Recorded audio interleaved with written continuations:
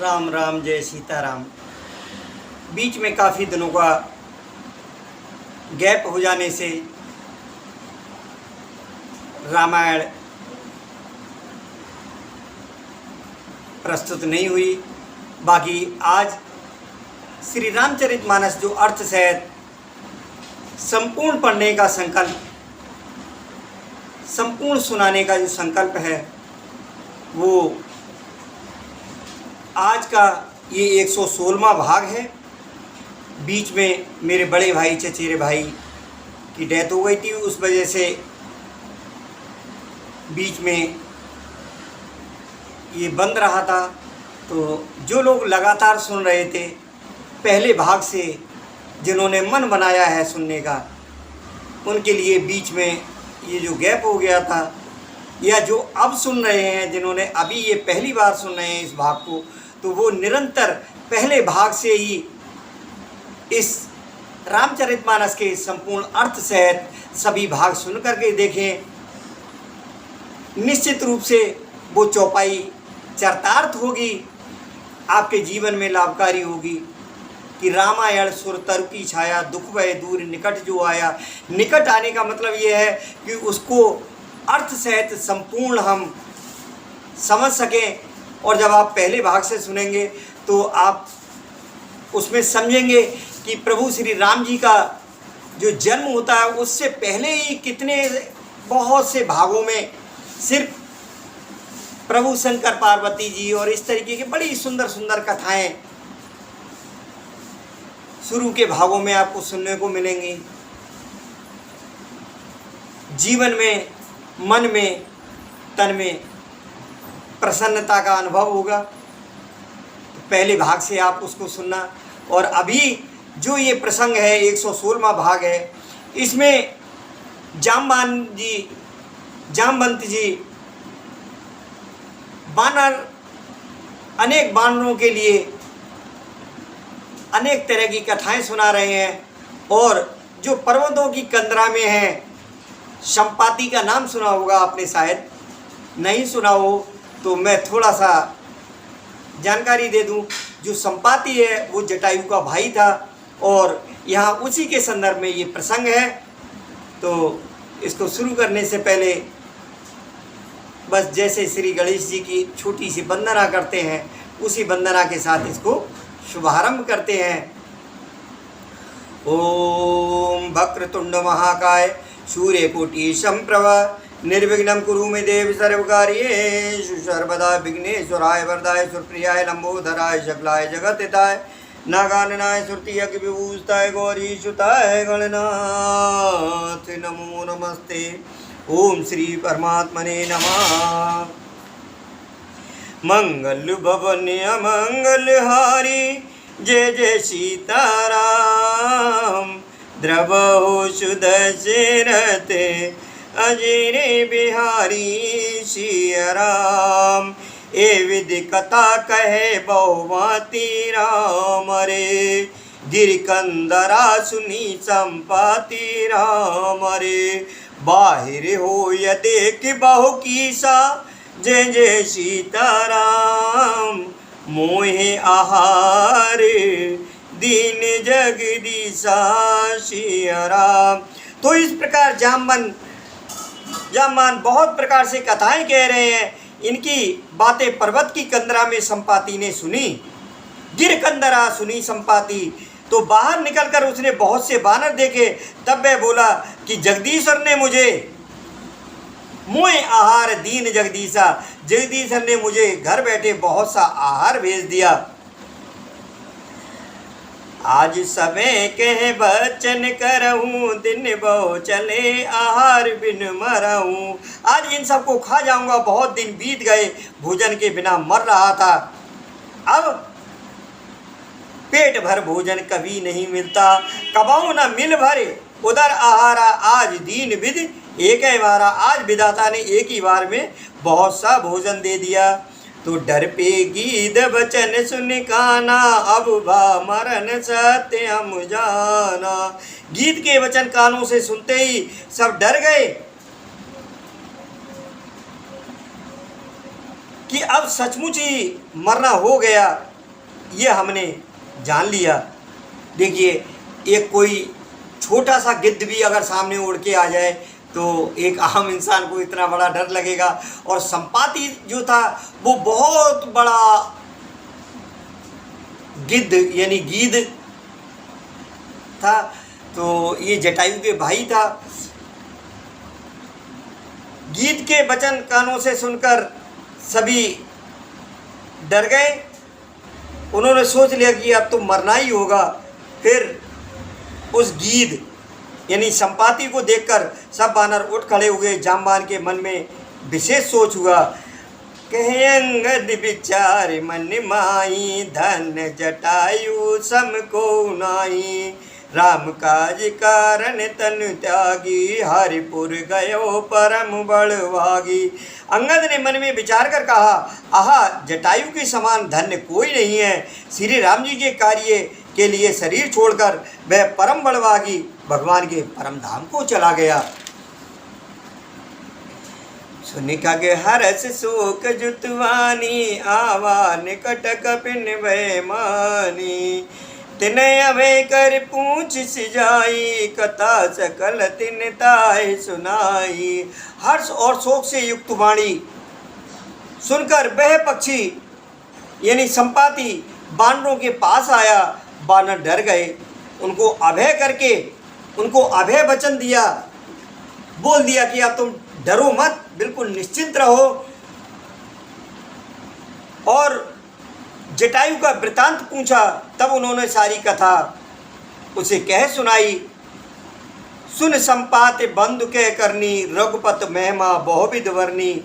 भाई जटायु की करनी सुनकर संपाति ने बहुत प्रकार से श्री रघुनाथ जी की महिमा वर्णन की। मोह ले जाओ सिंधु तट, देव तिलांजलि ताहे, बचन सहाय करब में, पैयो खोजो जाए। उसने कहा, मुझे समुद्र के किनारे ले चलो, मैं जटायु को तिलांजलि दे दूं।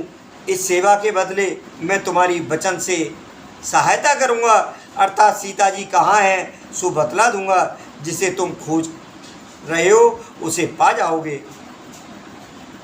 अनुज क्रिया कर सागर तीरा, कै निज कथा सुनाओ कपिवीरा। हम दो बंध प्रथम तरुणाई, गगन गए रवि निकट उड़ाई। समुद्र के तीर पर छोटे भाई जटायु की क्रिया श्राद्ध आदि करके संपाति अपनी कथा कहने लगा।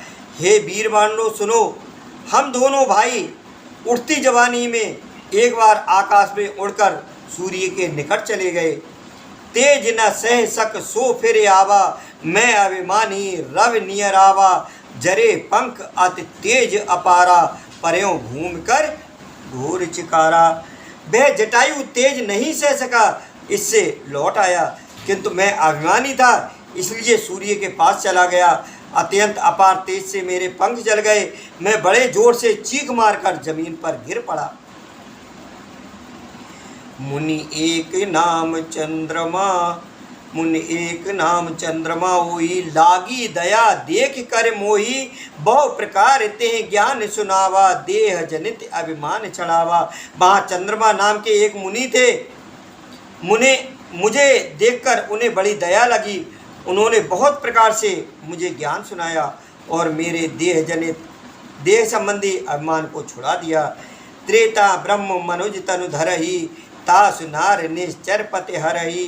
तासु खोज पट है प्रभु दूता, तिन्ह मिले तैं होब पुनीता। उन्होंने कहा, त्रेता युग में साक्षात पर ब्रह्म मनुष्य शरीर धारण करेंगे। उनकी स्त्री को राक्षसों का राजा हर ले जाएगा। उसकी खोज में प्रभु दूत भेजेंगे। उनसे मिलने पर तू पवित्र हो जाएगा। तो जमे हैं पंख करस जन चिंता, तिन्ह दिखाए देहसु में तय सीता। मुन कय गिरा सत्य भय आजू, सुन मम वचन करो प्रभु काजू। और तेरे पंख उग आएंगे, चिंता ना कर, उन्हें तू सीता जी को दिखा देना। मुनि की वह वाणी आज सत्य हुई। अब मेरे वचन सुनकर तुम प्रभु का कार्य करो। गिर त्रिकूट ऊपर वस लंका, तह रे रावण सहज आशंका, तह अशोक उपवन जह रही, सीता बैठ सोच रत अयई। त्रिकूट पर्वत पर लंका बसी हुई है, वहाँ स्वभाव ही से निडर रावण रहता है। वहाँ अशोक नाम का उपवन है, बगीचा है, जहाँ सीता जी रहती हैं। इस समय भी वे सोच में मग्न बैठी हैं। जो कहते हैं ना कि क्या गिद्ध जैसी नज़र, तो जो गीद की नज़र होती है वो बहुत दूर तक जाती है। और ये तो संपाति बहुत विशाल गीत था, तो उन गीत की संपाति जी की नज़र सीता जी तक पहुंच गई और सारा वृतांत बता दिया। मैं देखो तुम नाही गीद दृष्टि अपार, बूढ़ भयो नता करते हो कछुक सहाय तुम्हार। मैं उन्हें देख रहा हूँ, तुम नहीं देख सकते, क्योंकि गीत की दृष्टि अपार होती है, बहुत दूर तक जाती है। क्या करूँ, मैं बूढ़ा हो गया, नहीं तो तुम्हारी कुछ तो सहायता अवश्य करता। जो ना गए सत जो जन सागर, करे सुराम काज मत आगर। मोहि बिलोक धरो मन धीरा, राम कृपा कस भयो शरीरा। जो 100 योजन यानी 400 कोस समुद्र लांघ सकेगा और बुद्धि निधान होगा, वही श्री राम जी का कार्य कर सकेगा। निराश होकर घबराओ मत, मुझे देखकर मन में धीरज धरो। देखो श्री राम जी की कृपा से देखते ही देखते मेरा शरीर कैसा हो गया। बिना पंख वाला बेहाल था और पंख उगने से कितना सुंदर हो गया। पाप्यउ जाकर नाम सुमिरहि, अति अपार भव सागर तरहि। तास दूत तुम तज कदराई, राम हृदय धर करौ उपाई। पापी भी जिनका नाम स्मरण करके अत्यंत अपार भव सागर से तर जाते हैं, तुम उनके दूत हो। अतः कायरता छोड़कर श्री राम जी को हृदय में धारण करके उपाय करो। अस कह गरुड़ गीत जब गयऊ, तिनके मन अति विस्मय भयऊ। निज निज बल सब काहू भाषा, पार जाए कर संशय राखा। काकभूषण जी कहते हैं, हे गरुड़ जी, इस प्रकार कहकर जब गीत चला गया तब उन बानरों के मन में अत्यंत विस्मय हुआ। सब किसी ने अपना अपना बल कहा, पर समुद्र के पार जाने में सभी ने संदेह प्रकट किया। जरट भयो अब कहे ऋषेसा, नह तन रहा प्रथम बल लेसा। जब है त्रिविक्रम भये करारी, तब मैं तरुण रहो बल भारी। तो ऋक्षराज जाम्बान ने कहने लगे, मैं अब बूढ़ा हो गया, शरीर में पहले वाले बल का लेस भी नहीं रहा। जब खरारी यानी खर के शत्रु श्री राम बामन बने थे, तब मैं जवान था और मुझ में बड़ा बल था। बल बांधत प्रभु बाढ़ो, सूतन भरन न जाए। उभय गरी महदीनी, सात प्रदक्षिणाय। बल के बांधते समय प्रभु इतने बड़े कि उस शरीर का वर्णन नहीं हो सकता, किंतु मैंने 2 ही घड़ी में दौड़कर 7 प्रदक्षिणाएं कर ली। अंगद कहे जाऊं मैं पराजिय, संशय कछ फिरती बारा। जामवंत के तुम सब लायक, पटयो किम सब ही करनायक। अंगद ने कहा, मैं पार तो चला जाऊंगा, परंतु लौटते समय के लिए हृदय में कुछ संदेह है। जामवान ने कहा, तुम सब प्रकार से योग्य हो, परंतु तुम सबके नेता हो, तुम्हें कैसे भेजा जाए। कहे रीचपत सुन हनुमाना, काचुप साध रहो बलवाना। पवन तने बल पवन समाना, बुध विवेक विज्ञान निदाना। ऋषिराज जामवान ने श्री हनुमान जी से कहा, हे हनुमान, हे बलवान, सुनो, तुमने ये क्या चुप साध रखी है। तुम पवन के पुत्र हो और बल में पवन के समान हो। तुम बुद्धि विवेक और विज्ञान की खान हो।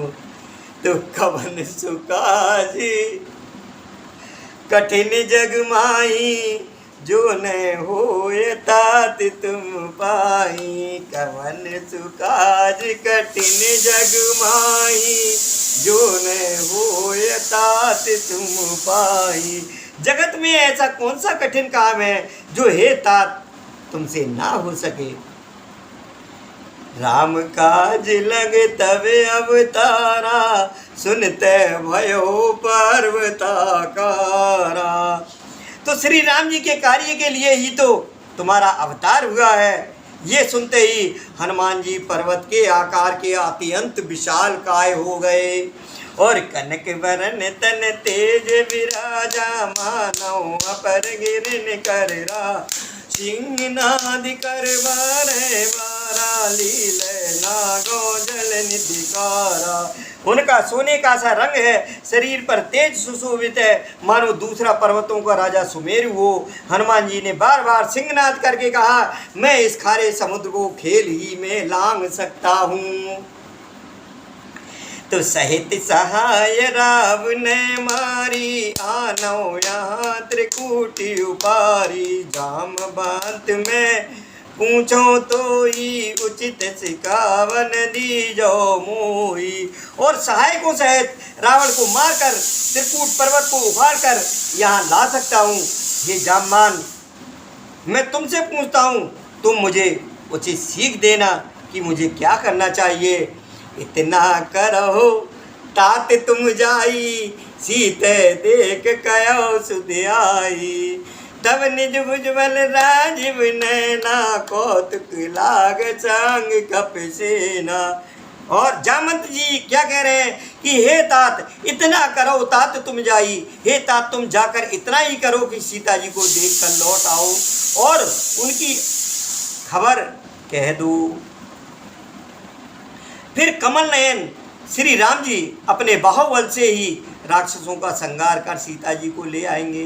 केवल खेल के लिए ही वे बाणों की सेना साथ लेंगे। तो कप सेन संग संगार निश्चर राम सीत आने त्रैलोक पवन सुजत सुरमुन्नार दाद बखाने। जो सुनत गावत कहत समझत परम पद नर पावई। रघुबीर पद पाथोज मत कर दास तुलसी गावई।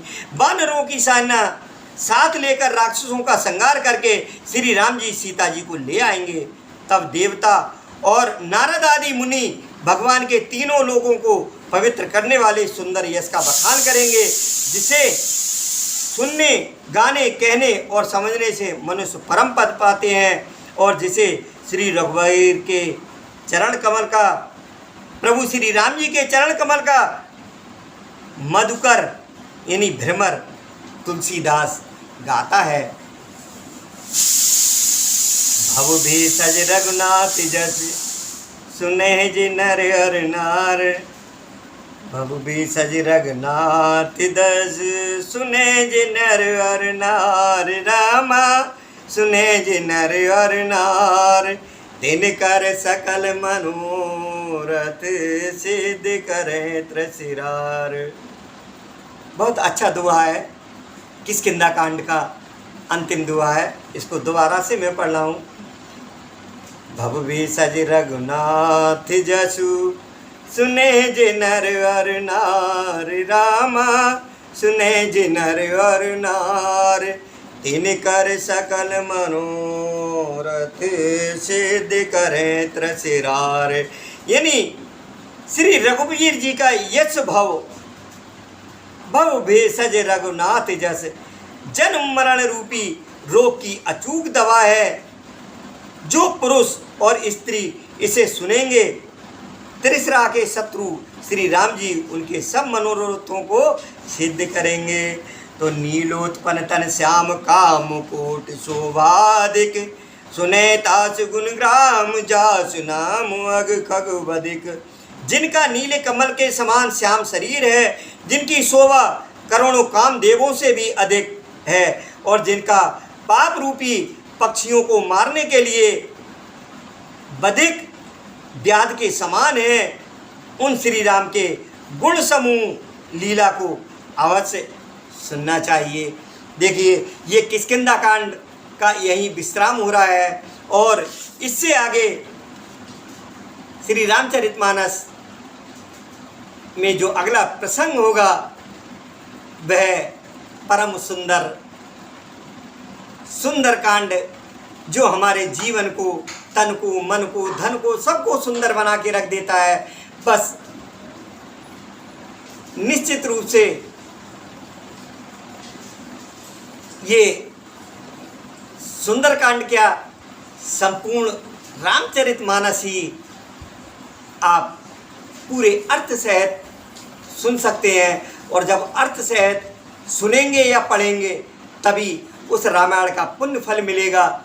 रामायण सुर तरु की छाया, सिर्फ केवल ऐसे ही पढ़ लेने से अगर हमको उसका भाव नहीं पता लगा, हमें क्या इसमें लिखा गया है, क्या नहीं है, क्या हमने गाया, 24 घंटे अखंड रामायण कराई, लेकिन उसका कोई अर्थ समझ नहीं आया, तो केवल वो राम जी का गुणगान तो हो गया, हमारे कानों में, हमारे दिल में जब तक उसका पूरा भाव पता नहीं लगे। तो बहुत आसानी से भाव पता लगाने के लिए आप भाग संख्या 1 से सुनना शुरू करिए, आपको सभी भाग सुनने को मिलेंगे। इसी के साथ ये रामायण श्री रामचरितमानस में किष्किंधा कांड संपूर्ण हुआ। इत श्री रामचरितमानसे सकल कलिश विध्वंसने चतुर्थ सोपान समाप्त। कलयुग के समस्त पापों के नाश करने वाले श्री रामचरितमानस का ये चौथा सोपान समाप्त हुआ, किष्किंधा कांड समाप्त। अगले भाग में यानी ये 116वां भाग है, 117वें भाग में सुंदरकांड का प्रसंग सुनेंगे। तो बोलिए सियावर रामचंद्र भगवान की जय, पवन सुत हनुमान की जय, उमापति महादेव की जय। जय जय श्री राधे श्याम।